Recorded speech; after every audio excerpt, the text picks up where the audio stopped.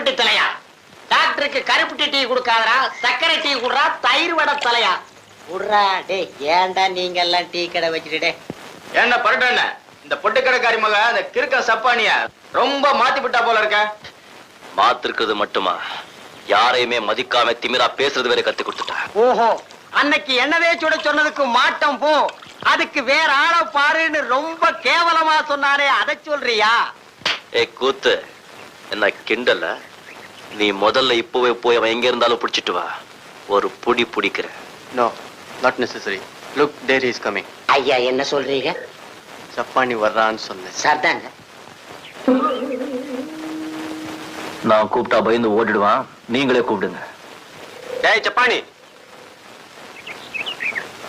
டேய் சப்பானி.